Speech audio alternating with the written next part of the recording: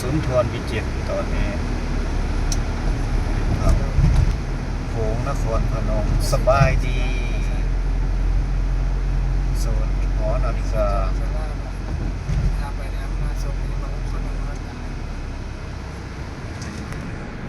สวยสวยอุ้ยตาย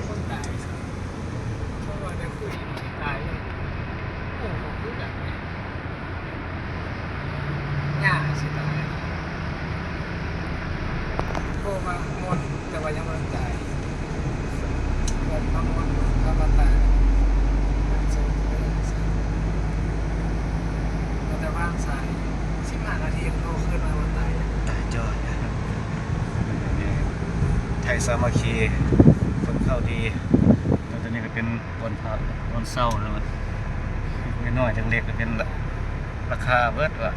ตอนนี้คือจุดท่าเรือตรวจคนเข้าเมืองก็3 รอบพนมตอนนี้หน้าวัดโอกาส3 รอบนี่ไปกันที่ซีเรียสมานานแล้วครับแต่กับวันนี้ไม่ได้ว่าซีเรียสแก๊ปไหมแก๊ปกับข้าวเสียไม่ใหญ่เพราะว่าไปกลับ3 รอบเดียวบรรยากาศริมฝั่งโขงนครพนมช่วงบ่าย 2มีแต่รถคนหลบแดดส่วนนี้เรียกกาแฟนะเจ้าว่าเนี่ยเพราะว่านานอย่างนี้กับนี้ว่าเอื้อร้านกาแฟนะแต่ว่าทราบไปกับเอื้อลองถูกร้านนะร้านกาแฟเนี่ยทราบพระนครก็มีเนี่ยถึงแล้วร้านพญานาค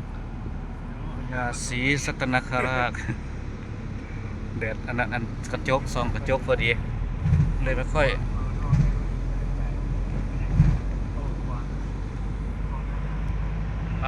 จบแค่นี้เดี๋ยวจะไปถึงวัดอินแปลงจึงจะลงอะไรกันกึกวัดโพสี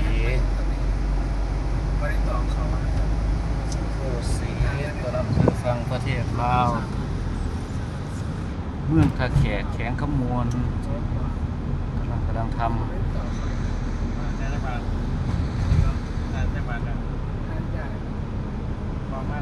กันพัง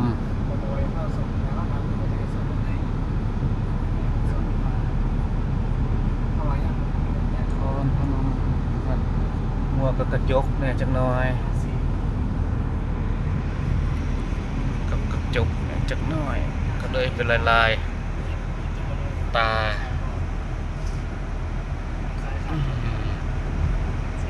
นี่คือเป็นวัดกลางแต่ว่ามันเลื่อมกลาง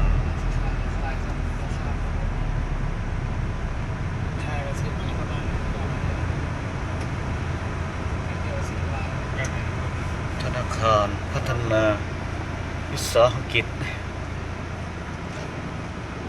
ไปแล้วต้องมาผ่าอยู่อ่ะ2 เดือน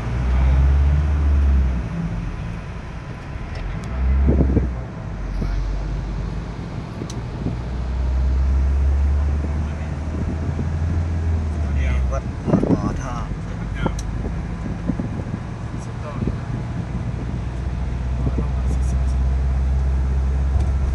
เขากำลังทำบนดอกไม้แล้ววัดอินแปลงวัดอินแปลงต้นสำสาเป็นตำนานเลยนะตำนานต้นสำสา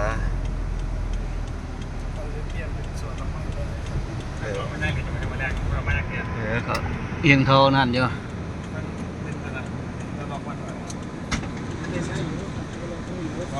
เราเปิดมาได้จะเปิดให้มาได้